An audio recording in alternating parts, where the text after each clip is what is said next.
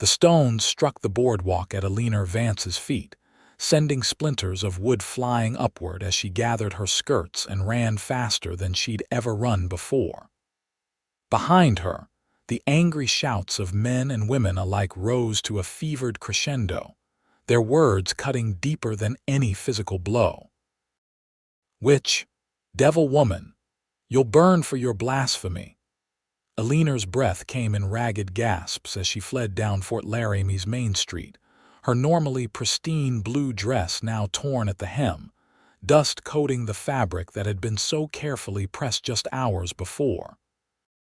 Her pamphlets on women's suffrage lay scattered in the street behind her, trampled under dozens of boots and shoes. The late afternoon sun of 1872 Wyoming Territory beat down mercilessly, offering no shelter as she raced toward the edge of town.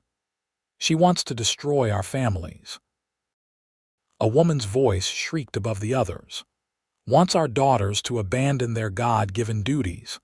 Another stone whistled past her ear, and Eleanor ducked instinctively. She'd known there would be resistance to her message. Every town she'd visited across the territory had shown some level of hostility, but never like this. Fort Laramie, with its military presence and more educated population, was supposed to be different.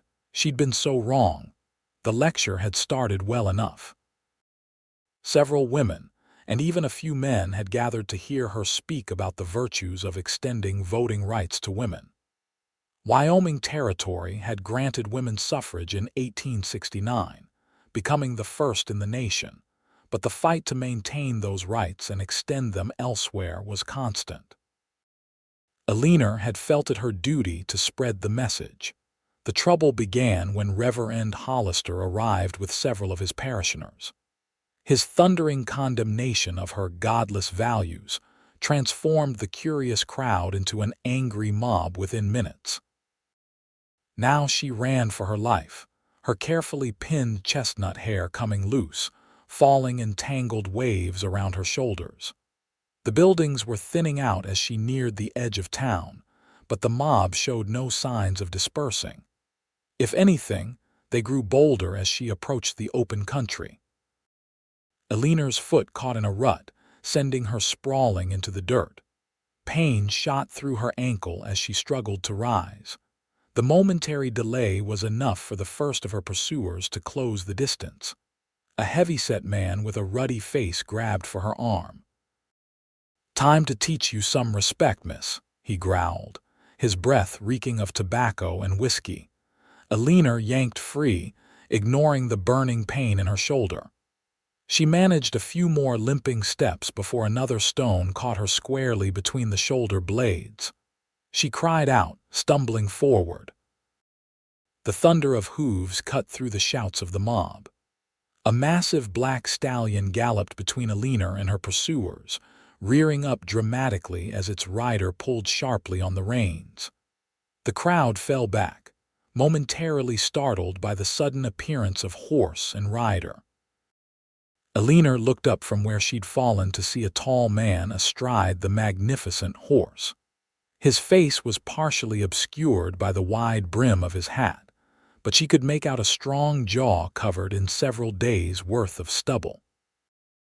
A long duster coat billowed around him, and a revolver rested visibly in a holster at his hip. "That's far enough," the stranger said, his voice carrying easily over the now hushed crowd.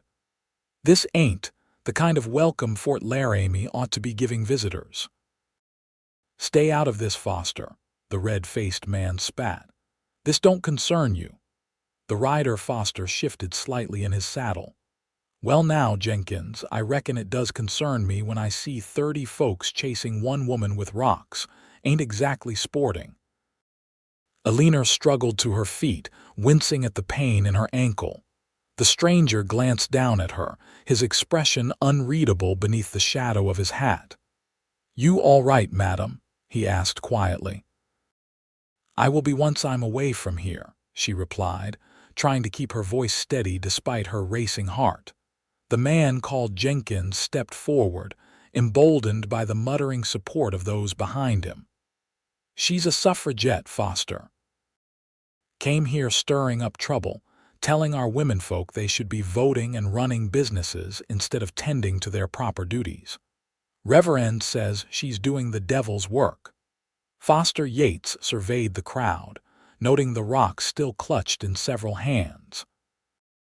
His eyes narrowed as he spotted Reverend Hollister at the back, watching but not intervening. Last I checked, Wyoming Territory gave women the vote 3 years ago, Foster said evenly. And throwing stones ain't exactly Christian behavior, no matter what the lady's been saying. The law is one thing, decency's another, a woman called out. She wants to destroy family values. Foster sighed and dismounted in one fluid motion. He stood beside his horse, one hand resting casually near his holster.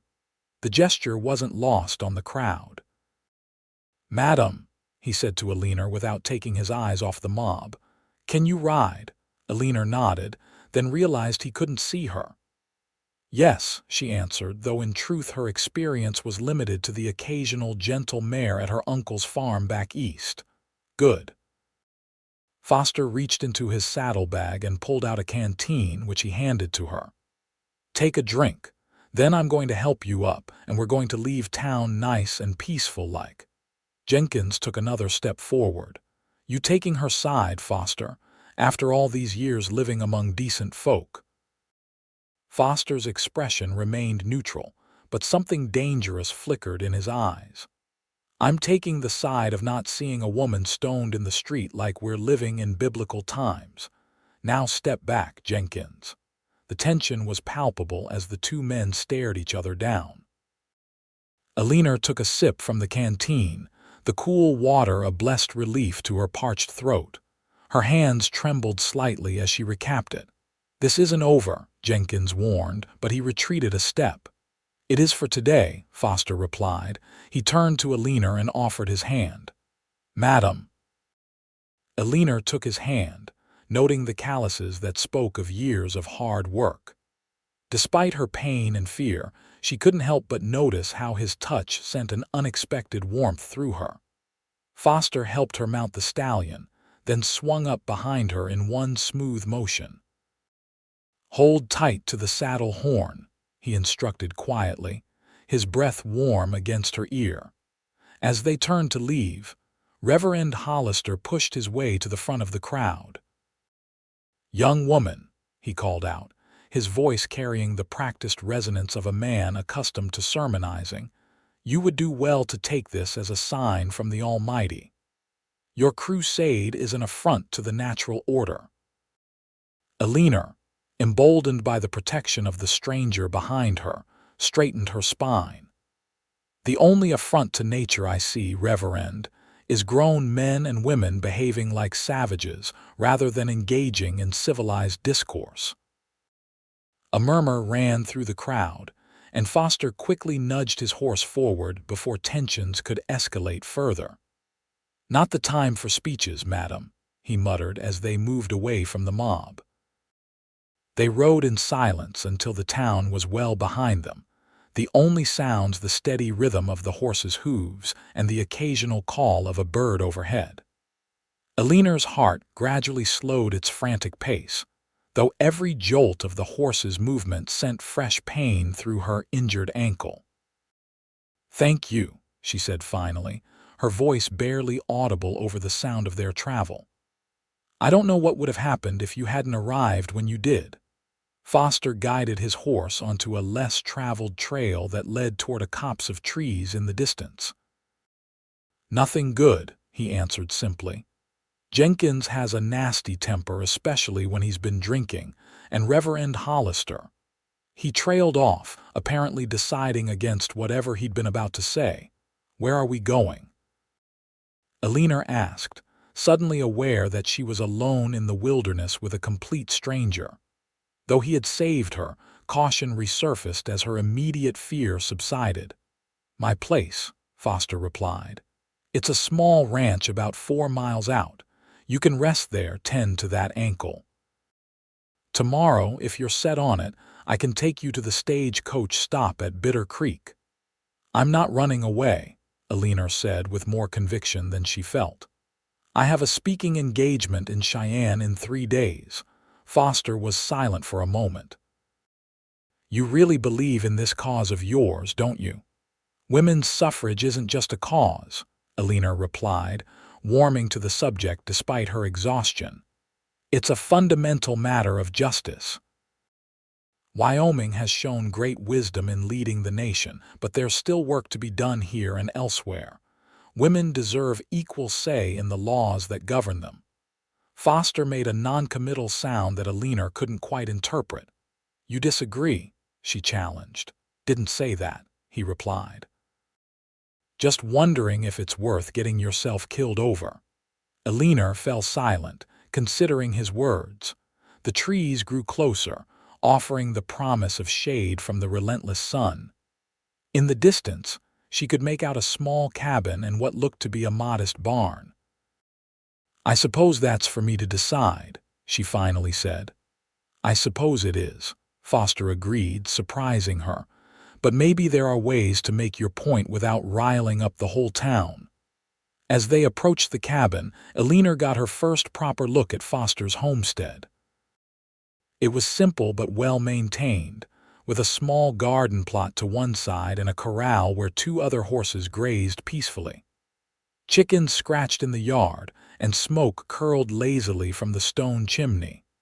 "It's not much," Foster said, misinterpreting her silence for disappointment. "But it's private.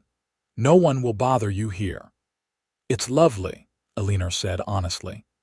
After weeks of traveling between towns, staying in noisy boarding houses or, when necessary, sleeping on stage coaches, the peaceful setting was a welcome sight. Foster dismounted and helped Eleanor down, his strong hands gentle at her waist. The moment her injured foot touched the ground, she winced and would have fallen if not for his steady grip. "That ankle needs looking at," he said, frowning. Without further discussion, he scooped her into his arms. "Mr. Foster," Eleanor protested, surprised by the sudden contact, "this isn't proper." A hint of a smile touched his lips, the first she'd seen. "It's just Foster, Foster Yates, and I reckon propriety went out the window when you rode off with me, Miss Vance." "Eleanor Vance," she replied, realizing he was right. Her reputation would hardly suffer more from being carried into his cabin than it already had from leaving town with him. "And I suppose you have a point, Mr. Yates. Just Yates, if you prefer, or Foster. Never much stood on ceremony out here." He carried her easily up the 3 steps to his porch and shouldered open the door. The interior of the cabin was surprisingly tidy for a bachelor's residence. A simple wooden table with 4 chairs occupied one corner, a cast iron stove another. A rocking chair sat near the hearth, and a neatly made bed stood against the far wall. A trunk at its foot likely contained Foster's personal belongings. There were touches that spoke of permanence: a bookshelf with a dozen or so volumes, a handmade quilt on the bed, a landscape painting hung carefully on one wall. Foster set Eleanor gently in the rocking chair. "Let me tend to midnight, then I'll see to that ankle." While he was gone, Eleanor took the opportunity to assess her situation. Her ankle throbbed painfully, and she could feel bruises forming where the stones had struck her back and shoulders. Her dress was torn and filthy. Worst of all, her valise containing her few possessions remained at the boarding house in town. The thought of returning to Fort Laramie sent a chill through her. She'd encountered hostility before: scornful looks, dismissive comments, even being asked to leave establishments, but never such naked aggression. For the first time since beginning her speaking tour, Eleanor wondered if she was being foolish. Was this crusade worth risking her life? The door opened, and Foster returned carrying a basin of water. He set it down and pulled a small wooden box from a shelf. "Medicine kit," he explained, kneeling before her. "May I?" he asked, gesturing toward her ankle. Eleanor nodded, feeling suddenly shy as he carefully lifted her skirt just enough to expose her injured ankle. His touch was clinical but gentle as he examined the swelling. "Not broken," he pronounced after a moment, "but a bad sprain. You'll need to stay off it for a few days." "I can't," Eleanor protested. "I have to be in Cheyenne by Thursday." Foster looked up at her, his expression serious. "Miss Vance, if you try walking on this too soon, you could do permanent damage. And forgive my bluntness, but you won't be much use to your cause if you can't stand at the podium." Eleanor sighed, knowing he was right. "Very well, but I can't impose on you for days. Perhaps there's a doctor in a nearby town who could help. Doc Sherman's in Bitter Creek, but he's likely out on his rounds until the weekend." Foster began wrapping her ankle with a clean bandage. "As for imposing, I've got the space and it's no trouble, unless you'd prefer taking your chances with Jenkins and the Reverend." Put that way, the choice was clear. "Thank you for your hospitality, Mr. Yates." "Foster," he reminded her, finishing with her ankle, "and you're welcome. Now, I expect you'd like to clean up. I can heat water for a bath, and I might have a shirt and trousers that could serve until your dress is washed and mended."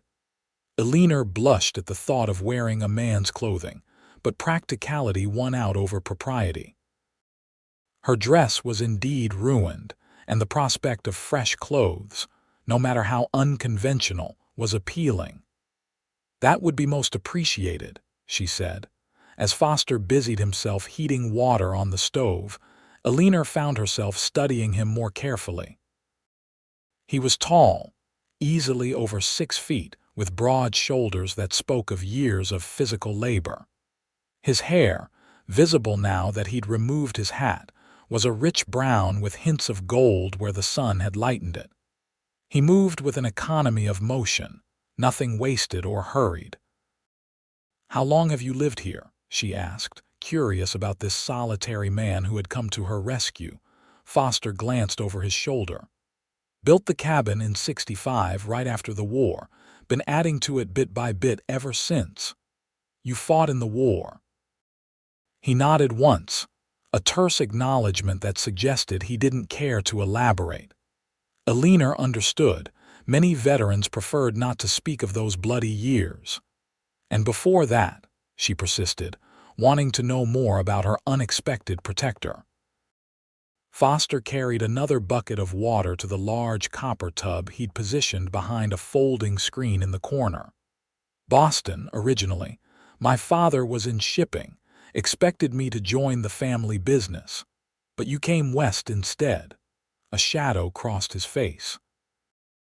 "After the war, I couldn't stomach the city anymore.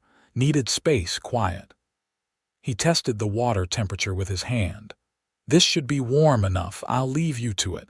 Clothes are on the bed. I'll be out tending to the horses." After he left, Eleanor carefully made her way to the tub, using the furniture for support. The warm water was heavenly on her battered body, washing away the dust and fear of the day. She allowed herself a few moments of pure relaxation before washing quickly, aware that Foster would need to return to his home. The clothes he'd left were as expected much too large, but clean and soft from many washings. She rolled up the sleeves and pant legs, used one of his leather belts to secure the trousers at her waist, and felt surprisingly comfortable despite the strange attire. When Foster returned, he paused momentarily at the sight of her in his clothing, an unreadable expression crossing his face before he schooled his features back to neutral. "Better?" he asked, moving to the stove where a pot simmered. "Much, thank you." Eleanor had managed to rebraid her hair into a simple plait that hung over one shoulder. "Can I help with anything?" Foster shook his head. "Just rest that ankle. Stew's almost ready." They ate in companionable silence, the stew proving to be simple but delicious, filled with vegetables that Eleanor assumed came from his garden and tender beef that fell apart at the touch of a fork. Afterward, Foster refused her offers to help clean up, instead insisting she keep her weight off her injured ankle. As darkness fell, the inevitable question of sleeping arrangements arose. Foster solved the dilemma without fanfare. "You take the bed," he said, pulling blankets from the trunk at its foot. "I'll sleep by the fire," Eleanor protested. "I can't put you out of your bed, Mr. Yates Foster. The chair would be fine for me." "Not with that ankle," he countered, "and it wouldn't be right. My mother would rise from her grave and box my ears if I let a lady sleep on the floor or in a chair while I took the bed." His tone brooked no argument, so Eleanor thanked him and retreated to the bed, which proved to be surprisingly comfortable. The cabin grew quiet save for the occasional pop and crackle from the fireplace. Despite her exhaustion, sleep eluded her as the day's events replayed in her mind. "Foster," she whispered into the darkness, unsure if he was still awake. "Yes," came his immediate reply. "Why did you help me today?" There was a long pause, and Eleanor thought perhaps he wouldn't answer. "Because it was wrong what they were doing," he finally said. "And because I've seen what happens when good people stand by and do nothing." "In the war?" she asked softly, "among other places." His voice held a note of finality that discouraged further questions. Eleanor respected his reticence and changed the subject. "Have you lived alone all these years?" Another pause. "Yes. Don't you get lonely?" A soft chuckle came from the darkness. "Miss Vance, you ask a lot of questions for someone who nearly got stoned today." Eleanor smiled, though he couldn't see it. "I'm curious by nature. It's part of what drives me, I suppose, wanting to understand people, to know why things are the way they are and how they might be different." "And that's why you're fighting for women's rights." "Partly," she admitted. "But mostly because it's just. Women are citizens no less than men. We have minds and hearts and souls. We contribute to society in countless ways. Why shouldn't we have a say in our governance?"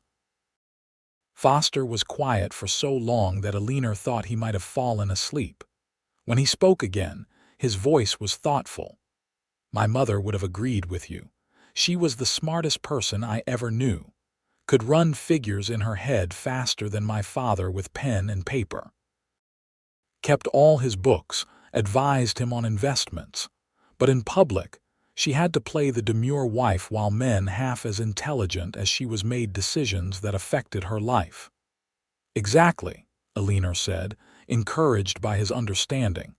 "It's that injustice I'm fighting against." "It's a worthy fight," Foster conceded. "Just not sure stones and angry mobs are worth it." Eleanor sighed, feeling the weight of the day's events press down on her. "Sometimes I wonder that myself, especially on days like today. Get some rest, Miss Vance. Things often look clearer in the morning." "Eleanor, please," she replied, suddenly finding Miss Vance too formal from the man who had saved her life. "And thank you again, Foster. Good night, Eleanor." Despite her racing thoughts, exhaustion finally claimed her, and Eleanor fell into a deep, dreamless sleep. The next morning, she awoke to the smell of coffee and bacon. Sunlight streamed through the cabin's windows, revealing Foster already dressed and at work by the stove. When he noticed she was awake, he nodded in greeting. "Morning." "How's the ankle?"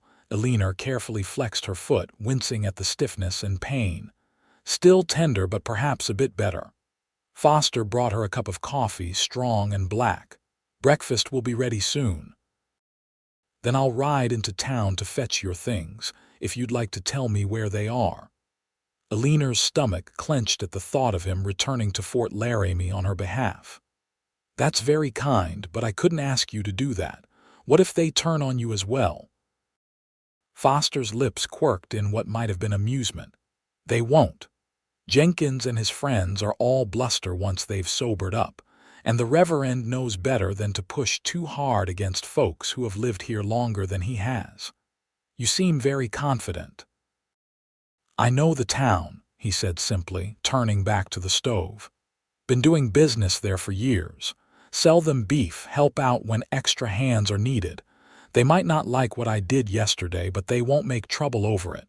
Still, Eleanor worried. My valise is at Mrs. Whittaker's boarding house on Pine Street, but truly I can manage without it. Foster placed a plate of eggs and bacon before her. No sense going without your belongings when I can easily fetch them. I need to pick up supplies anyway. His tone was matter-of-fact, brooking no argument. Eleanor realized this was simply the kind of man Foster Yates was: direct, practical, and quietly determined. Thank you, she said, accepting his kindness. I would be grateful. After breakfast, Foster prepared to leave. Should be back by early afternoon. There's books on the shelf if you get bored. Just stay off that ankle. Once alone, Eleanor found herself at loose ends. She wasn't accustomed to inactivity, and the forced rest chafed at her. She examined Foster's modest book collection, finding an eclectic mix of practical manuals, history, and, to her surprise, several novels including works by Hawthorne and Dickens. She selected The Scarlet Letter, settled in the rocking chair, and lost herself in Hawthorne's tale of a woman ostracized by her community. The irony wasn't lost on her. Hours later, hoofbeats announced Foster's return. Eleanor looked up from her book to see him enter, carrying her valise and several packages. No trouble, she asked anxiously. Foster set down her bag. None worth mentioning. Mrs. Whittaker sends her regards and apologizes for not stepping in yesterday. She was there. Saw it from her window, Foster confirmed. Felt awful about it but was too frightened of the mob to help. Said to tell you she admires your courage, though. This small endorsement lifted Eleanor's spirits. That's kind of her. Was there much talk in town about what happened? Foster hung his hat on a peg by the door. Some. Most folks seemed embarrassed about it in the light of day. Jenkins was keeping his head down, nursing a hangover at the saloon. He paused, as if debating whether to continue. Reverend Hollister, though, was still preaching against the dangers of women abandoning their natural sphere. Eleanor sighed. That man is determined to see women subjugated forever. Men like him fear change, Foster observed, unpacking his supplies. And they fear women with minds of their own even more. His perception surprised Eleanor. You seem to understand a great deal about the struggle for women's rights for a man who lives alone in the wilderness. Foster smiled slightly. I read the newspapers. And like I said, my mother was a formidable woman. Taught me to respect intelligence regardless of whether it came in trousers or skirts. He glanced at her borrowed clothing. Speaking of which, your dress is beyond my skills to mend, but I picked up some fabric in town. Thought you might be able to make something suitable for your speech in Cheyenne. He produced a package containing several yards of fine blue cotton. The thoughtful gesture touched Eleanor deeply. This is extraordinarily kind, she said, running her fingers over the fabric. Thank you, Foster. He nodded, seeming almost embarrassed by her gratitude. Figured you'd want to look proper for your speech. Can't have Wyoming's suffragettes represented by someone in cowboy clothes, can we? The teasing note in his voice made Eleanor laugh. I don't know. It might make quite a statement. Their eyes met, and something passed between them, a moment of genuine connection that left Eleanor feeling suddenly warm. She looked away first, inexplicably flustered. I should start working on this, she said, indicating the fabric. Do you have needle and thread I might borrow? Foster produced a small sewing kit from a drawer. Another legacy from my mother. She insisted I learn the basics. The next 2 days fell into a surprisingly comfortable rhythm. Eleanor worked on creating a new dress from the fabric Foster had provided while he tended to his ranch duties. They shared meals and conversation, gradually learning more about each other. Eleanor told him of her childhood in Philadelphia, her education at a progressive women's academy, and her decision to join the suffrage movement after hearing Susan B. Anthony speak in 1868.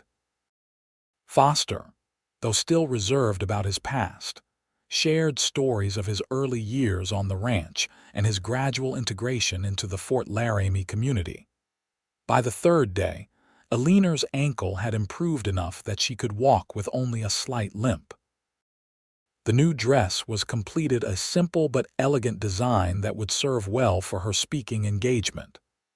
"I should leave tomorrow if I'm to reach Cheyenne in time," she announced over dinner that evening.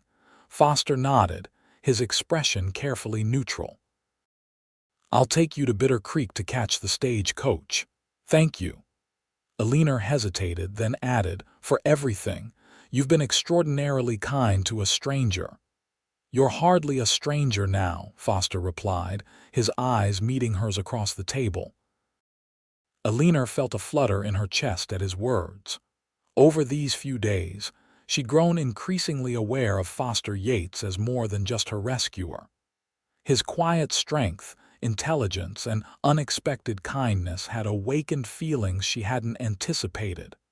"No, I suppose not," she agreed softly. That night, sleep proved elusive again, but for entirely different reasons than before. Eleanor found her thoughts returning repeatedly to Foster, his gentle hands as he tended her ankle, the rare but transformative smile that occasionally broke through his serious demeanor, the thoughtful way he listened when she spoke of her beliefs. It was foolish, she told herself. She was leaving tomorrow, returning to her mission, her purpose. Foster had his life here, solitary but seemingly content. They were from different worlds with different paths ahead. Whatever spark she felt between them was merely gratitude and the intimacy forced by circumstances. Yet when morning came and she prepared to depart, Eleanor found herself reluctant to leave. She'd packed her few belongings, donned her new dress, and stood ready while Foster saddled Midnight for the ride to Bitter Creek. "The dress suits you," Foster commented as he helped her mount. "Blue brings out the color of your eyes." Eleanor felt her cheeks warm at the compliment. "Thank you for the dress and for noticing." The ride to Bitter Creek was mostly silent, each lost in their own thoughts. The small settlement consisted of little more than a general store, a saloon, and the stagecoach stop. They arrived with time to spare before the Cheyenne-bound coach was due. Foster helped Eleanor dismount outside the station. "Wait here," he said. "I'll check on the schedule." While he was inside, Eleanor stroked Midnight's nose, reflecting on the strange turn her journey had taken. When Foster returned, his expression was grim. "Coach is delayed," he announced. "Broken axle about 10 miles west. Won't be here until tomorrow morning at the earliest." Eleanor's disappointment was tempered by a secret thrill at the prospect of one more day in Foster's company. "I see. Is there somewhere in town I might stay tonight?" Foster shook his head. "Bitter Creek doesn't have a proper hotel or boarding house, just rooms above the saloon and there." He hesitated. "Not suitable for a lady," Eleanor finished with a wry smile. "Not suitable for anyone who values cleanliness or safety," Foster corrected. "We'll have to head back to the ranch, unless—" He looked uncomfortable for the first time since she'd met him. "Unless—" "There's another option. We could continue on to Cheyenne ourselves. It's a long ride, about 30 miles, but if we leave now and push on through the evening, we could make it by tomorrow morning. Midnight's strong enough to carry us both that far." The prospect of spending hours pressed close to Foster on horseback sent a not unpleasant shiver through Eleanor. But more importantly, it would ensure she arrived in time for her engagement. "Are you sure? It's a significant undertaking on your part." Foster met her gaze steadily. "I wouldn't offer if I wasn't willing." "Then yes, I accept your offer. Thank you." They purchased provisions at the general store, jerky, hard bread, and canteens of water for the journey, and set out on the trail to Cheyenne. The day was clear and mild, ideal for travel. Eleanor sat before Foster on the saddle, acutely aware of his solid presence behind her, his arms encircling her waist as he held the reins. As the miles passed, they talked more freely than ever before. Perhaps it was the knowledge that their time together was limited, or maybe the rhythm of travel loosened their tongues. Foster spoke of his experiences in the war, serving with the Union Army at Antietam and Gettysburg, and the nightmares that still sometimes plagued him. Eleanor shared her hopes for the future, a world where women could pursue education, careers, and political participation without obstacle. "You ever think about going back east?" Eleanor asked as the afternoon stretched toward evening. Foster was quiet for a moment. "Sometimes," he admitted. "I miss certain things: bookshops, theater, the changing of the seasons in New England. But then I remember how confined I felt there, how every day was governed by rules and expectations. And you don't feel that way here. Out here, a person is judged more by what they do than who they are or where they come from. It suits me." Eleanor understood the appeal. "Yet you still maintain ties to civilization. Your books, your manners. You're not exactly the stereotypical frontiersman." Foster chuckled, the sound rumbling through his chest against her back. "Disappointed?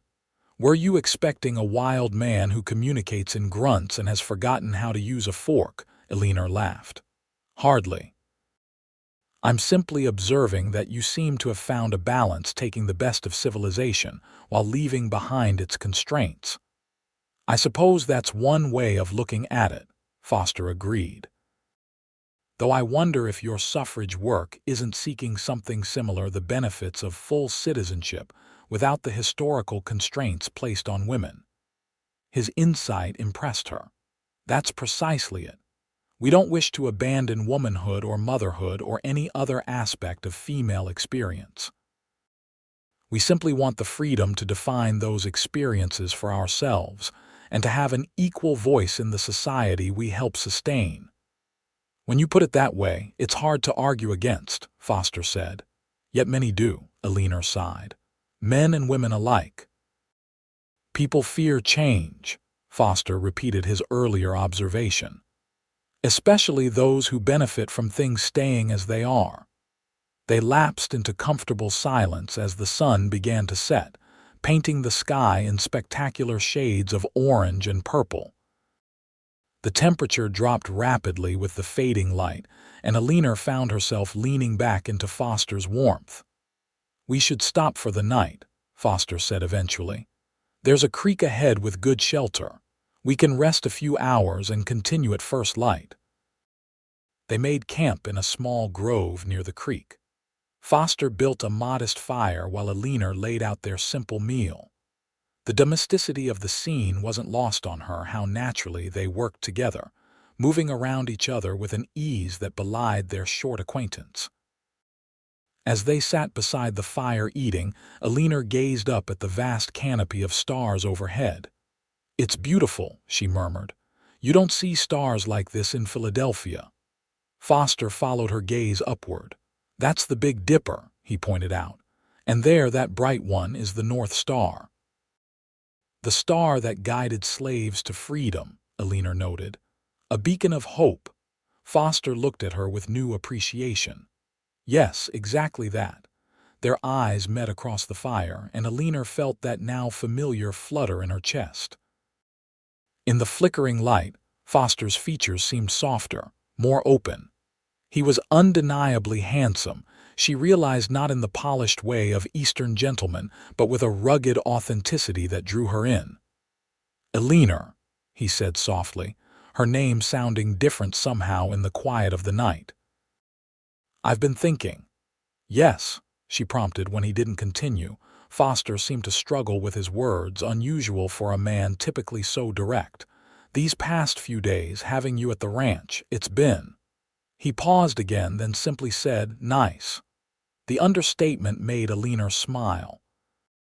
"Yes, it has been nice, despite the circumstances that brought me there. I've lived alone a long time," Foster continued, staring into the fire.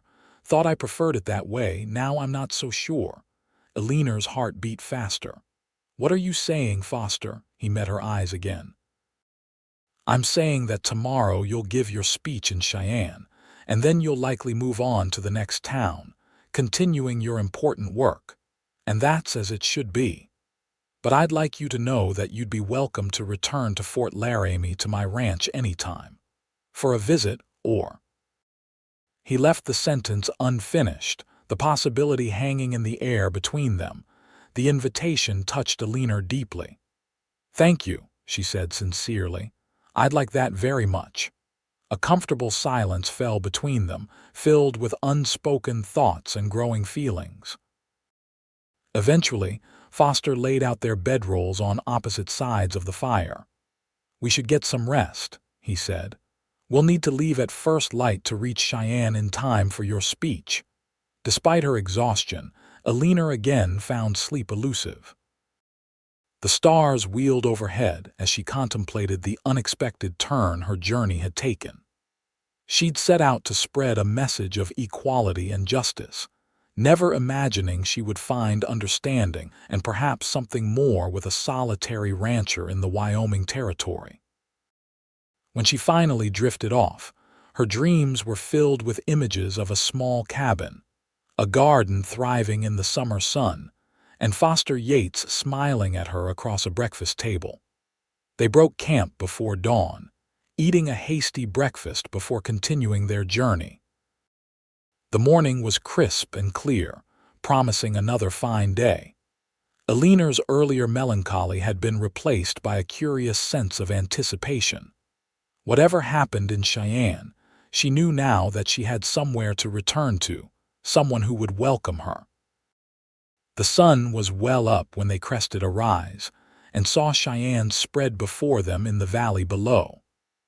The territorial capital was significantly larger than Fort Laramie, with proper streets, substantial buildings, and the unmistakable signs of a growing, prosperous community. "We made it," Eleanor said, unable to keep the mix of excitement and regret from her voice. Excitement for her speaking engagement, regret that their journey was ending. Foster guided midnight toward the city. "Where is your speech to be held?" "The Territorial Women's Society is hosting it at the Cheyenne Academy Hall," Eleanor replied. "Do you know where that is?" "I do," Foster said. "It's near the center of town." They rode directly to the academy, a handsome brick building with white columns flanking its entrance. Several well-dressed women were busy hanging banners announcing the afternoon's lecture on the progress and promise of women's suffrage in the West. As Foster helped Eleanor dismount, a stout, energetic woman in her 50s hurried down the steps toward them. "Miss Vance." "We were beginning to worry," she exclaimed. "The stagecoach arrived without you, and we feared something had happened." "Mrs. Thornton, I presume?" Eleanor greeted the woman who had arranged her speaking engagement.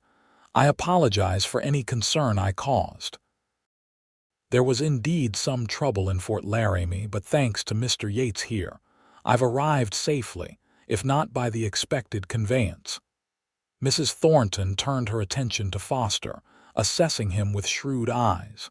"Then we are in your debt, Mr. Yates."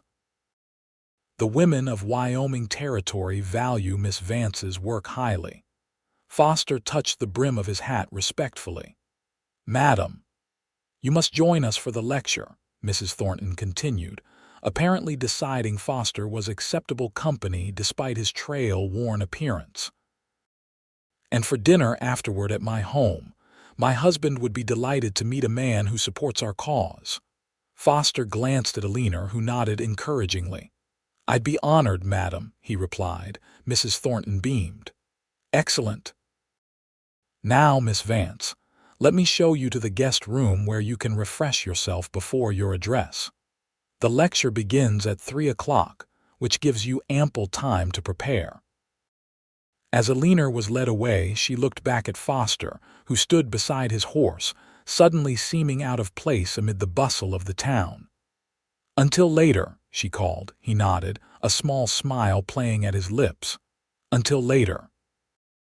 The lecture hall was packed beyond capacity when Eleanor took the podium at 3 o'clock. Women of all ages dominated the audience, but a significant number of men were also present, including several territorial legislators.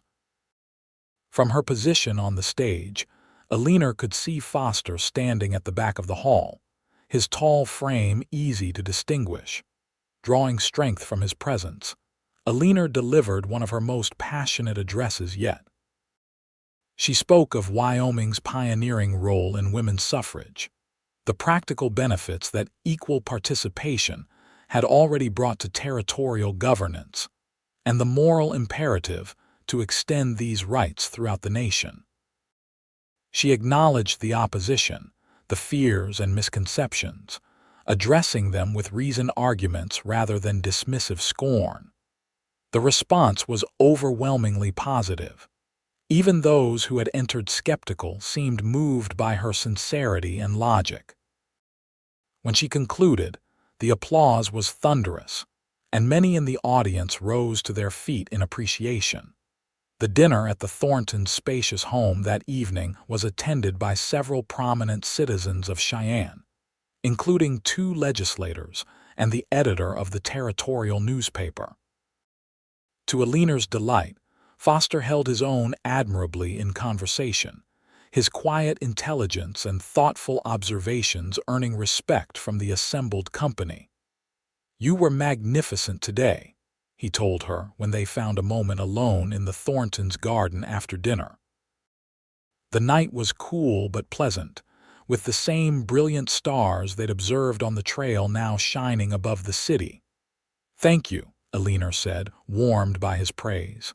"It helps to have friendly faces in the audience." "You won them over," Foster said. "Even Judge Harmon, who I happen to know was opposed to women's suffrage when the legislation was first proposed." Eleanor smiled. "I noticed him nodding during my discussion of property rights. Sometimes all it takes is presenting the arguments clearly, without hostility." "Unlike what happened in Fort Laramie," Foster observed. "Yes," Eleanor sighed. "Though I wonder if I could have handled that situation differently as well."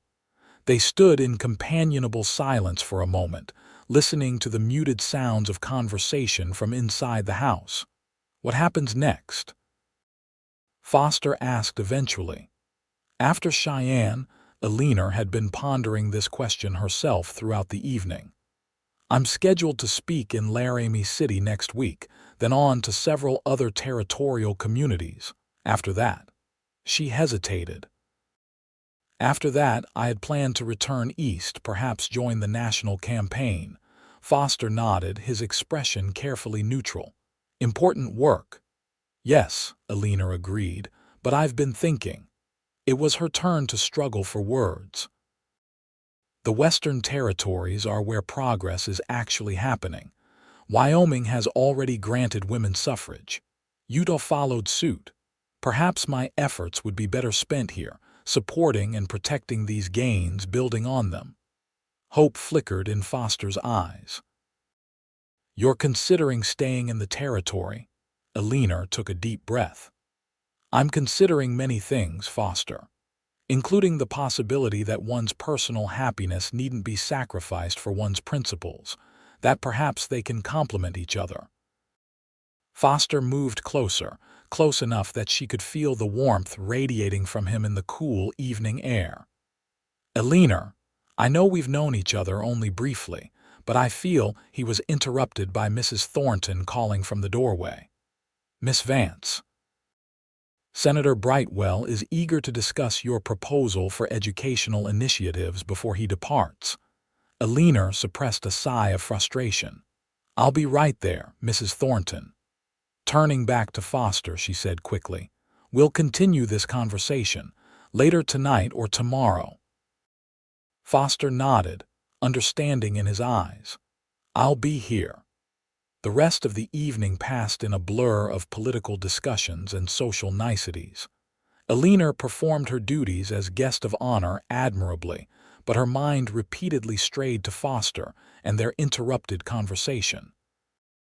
When the last guests finally departed and the Thorntons retired to their rooms, Eleanor found Foster waiting in the parlor, gazing thoughtfully into the dying fire.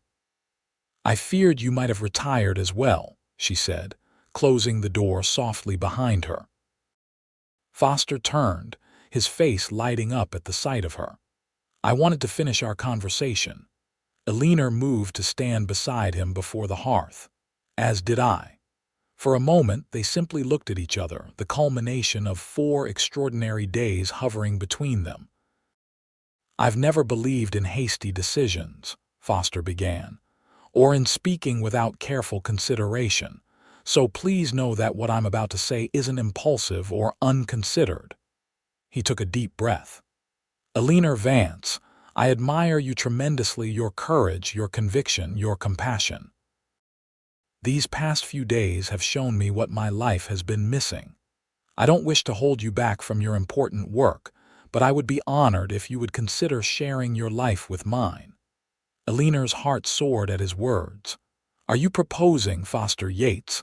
A smile spread across his face. "I believe I am, though perhaps not in the most conventional manner. I'm asking if you might see a future where your fight for justice includes a home to return to, and someone who believes in you and your cause waiting there." Eleanor stepped closer, placing her hand gently against his cheek. "I've spent years advocating for women's right to choose their own paths," she said softly. "It would be hypocritical of me not to recognize when such a choice presents itself in my own life." She smiled up at him, her heart full. "Yes, Foster, I believe I could see such a future very clearly." Foster's hand covered hers, his touch warm and sure. "May I kiss you, Eleanor?" "I would be disappointed if you didn't," she replied. Their lips met in a gentle, tentative kiss that quickly deepened into something more passionate, more certain.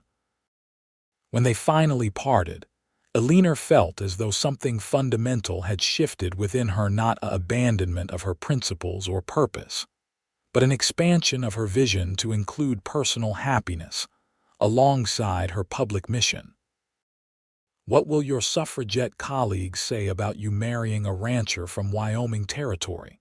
Foster asked, a hint of teasing in his voice. Eleanor laughed. "They'll say I'm putting our principles into practice, choosing my own path, making my own decisions about my life and future. Besides," she added with a mischievous smile, "what better base for continuing the fight in the Western Territories than a ranch near Fort Laramie? Think of the pamphlets we could print, the meetings we could host." Foster's eyes widened. "You're already planning to turn my peaceful ranch into suffragette headquarters." "Our ranch," Eleanor corrected gently. "And yes, perhaps on occasion. Does that concern you?" Foster considered for a moment, then shook his head. "No. In fact, I rather like the idea of being part of something important, something right. And I suspect Reverend Hollister's expression would be worth witnessing when he discovers that the suffragette he chased from town has returned as Mrs. Foster Yates, respected rancher's wife and permanent resident of the community." Eleanor's laughter filled the room. Indeed it would. They talked long into the night, planning their future together, how Eleanor would complete her speaking tour while Foster returned to prepare the ranch, how they would marry in Cheyenne when she finished her engagements, how they would balance her activism with their life together. "It won't always be easy," Eleanor acknowledged as dawn began to lighten the eastern sky. "There will be opposition, perhaps even danger." Foster took her hand in his. "I rode between you and an angry mob once. I'll do it again if necessary, but more importantly, we'll face whatever comes together. Partners in every sense." "Partners," Eleanor agreed, sealing the promise with another kiss. 6 months later, Eleanor and Foster stood hand in hand on the porch of their ranch house, watching the sunset paint the Wyoming sky in brilliant hues. Their wedding 3 months prior had been a small but joyful affair in Cheyenne, attended by Eleanor's suffragette colleagues and Foster's neighbors, including, to everyone's surprise, Mrs. Whitaker from Fort Laramie, who had become one of their strongest supporters. The ranch had thrived under their joint care. Eleanor had proven adept at keeping the books and had even negotiated more favorable contracts with cattle buyers. Foster had expanded the garden and built a separate office where Eleanor could write her articles and pamphlets for the suffrage movement.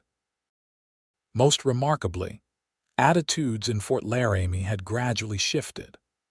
While Reverend Hollister remained steadfastly opposed to women's suffrage, his influence had waned as more townspeople came to know Eleanor as a neighbor rather than just an outside agitator. She had started a women's discussion group that met weekly, discussing not only voting rights but education, property ownership, and other issues of importance to the community's women. "Penny for your thoughts," Foster said, his arm slipping around Eleanor's waist. She smiled up at him.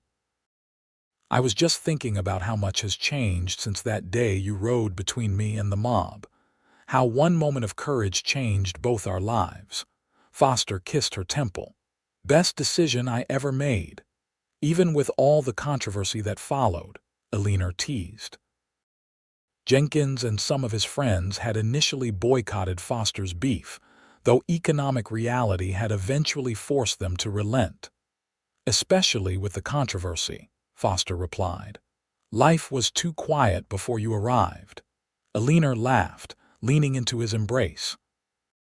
"Well, it's about to get considerably less quiet." She placed his hand gently over her still flat stomach. "We'll be welcoming a new Yates in about 7 months. Foster's expression transformed from confusion to wonder to absolute joy in the span of seconds. "Eleanor, are you certain?" She nodded, her own happiness reflected in his eyes. "Dr. Sherman confirmed it yesterday when I was in Bitter Creek." Foster lifted her off her feet in an exuberant embrace, spinning her around as she laughed in delight. When he set her down, his eyes were suspiciously bright. "A baby," he said in amazement. "Our baby." "Our baby," Eleanor confirmed. "Who will grow up in a world where his or her mother can vote, where women's voices matter in shaping society?" She looked thoughtfully at the horizon. "Though there's still so much work to be done beyond Wyoming." Foster nodded, understanding her determination. "And you'll continue that work, with our child learning the value of standing up for what's right by watching their mother do exactly that." Eleanor felt a rush of gratitude for this man who supported not just her but her mission, who saw her work as valuable rather than threatening. "Our child will also learn from their father what true strength looks like, not domination or control, but protection, respect, and partnership." As darkness settled over the land they shared, Eleanor and Foster Yates stood together on the threshold of their home, looking toward a future they would build together, a future where stones thrown in hatred had been transformed into the foundation of something beautiful and enduring. 2 years later, Eleanor sat on a blanket spread beneath the cottonwood tree beside their ranch house, watching as Foster gently guided their son Franklin's first tentative steps across the grass. The toddler's face was alight with determination and joy as he wobbled from his father's hands toward his mother's outstretched arms. "That's it, Franklin. You're doing wonderfully," Eleanor encouraged as the boy took 3 unassisted steps before tumbling into her embrace. She gathered him close, kissing his chubby cheek as he giggled in delight. Foster joined them on the blanket, his expression one of unmistakable pride. "He'll be riding horses before we know it," he predicted, ruffling the boy's dark hair so like his own. "Not too soon, I hope," Eleanor replied.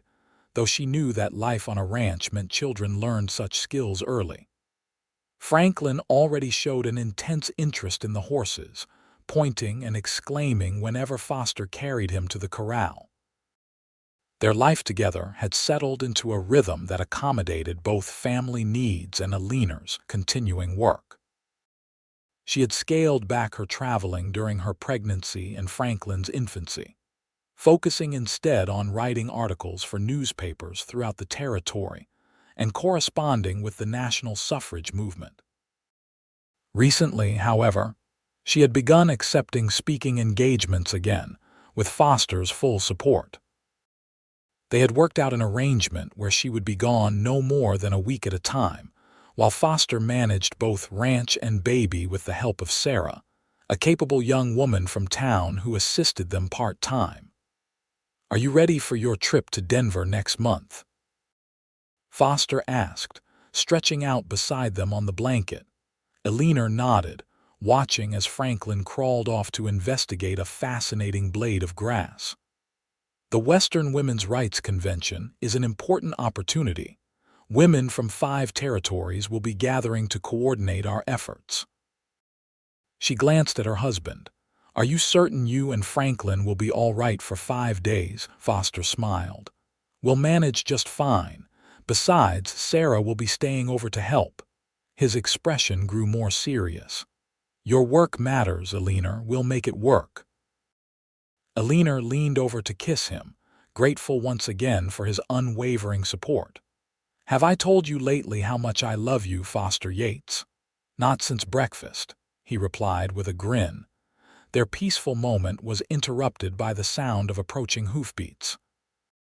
Foster sat up, shading his eyes against the afternoon sun as a rider approached their ranch. "It's Tom Wilson from town." He identified the visitor, rising to his feet and lifting Franklin into his arms as a precaution. While relations with Fort Laramie had improved over time, Foster remained protective of his family. Tom Wilson, the young assistant at the general store, reined his horse to a stop and touched his hat respectfully. "Afternoon, Mr. Yates, Mrs. Yates. Sorry to disturb you, but Mr. Patterson asked me to deliver this telegram right away." He extended an envelope toward Eleanor, said it seemed important. Eleanor accepted the telegram with a puzzled frown. "Thank you, Tom. Would you like some water before you head back?" The young man declined politely, delivered a few pleasantries about the fine weather and the healthy appearance of the Yates cattle he'd passed, then turned his horse toward town. Eleanor broke the seal on the telegram as Foster watched with curiosity, bouncing Franklin gently in his arms. "It's from Susan B. Anthony," she said in amazement, quickly scanning the brief message. Her eyes widened as she read. "Oh my goodness! What is it?" Foster asked. Eleanor looked up at him, her expression a mixture of excitement and disbelief. "She's coming to Wyoming Territory next month for a speaking tour, and she wants me to accompany her, to introduce her and share my experiences as a suffragette living in the first territory to grant women voting rights." Foster's face broke into a wide smile. "Eleanor, that's wonderful. What an honor." "It is," she agreed, still processing the invitation. "But it would mean being away for nearly 3 weeks. I couldn't ask that of you, not with all your responsibilities here." Foster considered for a moment. "What if you didn't have to choose? What if we all went?" "What do you mean?" "The cattle drive will be finished by then, and Jim Harper mentioned he'd be willing to watch over things here for a fair wage if we ever needed to be away." Foster warmed to his idea. "Franklin and I could travel with you. We wouldn't attend every meeting or event, of course, but we could be together in the evenings, and Franklin would have the experience of seeing different parts of the territory." Eleanor's heart swelled with love for this man who continually sought ways to support her work while keeping their family close. "Are you sure? Traveling with a toddler won't be easy." Foster looked at their son, who was now contentedly playing with a button on his father's shirt. I think this young man is ready for an adventure. Besides, it's important for him to see his mother doing important work, making a difference in the world." Eleanor rose to embrace them both, Franklin squealing happily at being sandwiched between his parents. "I love you, Foster Yates," she whispered, "more than I ever thought possible." "And I love you," he replied simply, his arms strong around her. "Always will." That night, after Franklin was asleep in his small bed in the adjacent room, Eleanor and Foster sat together on their porch, watching the stars emerge in the vast Wyoming sky.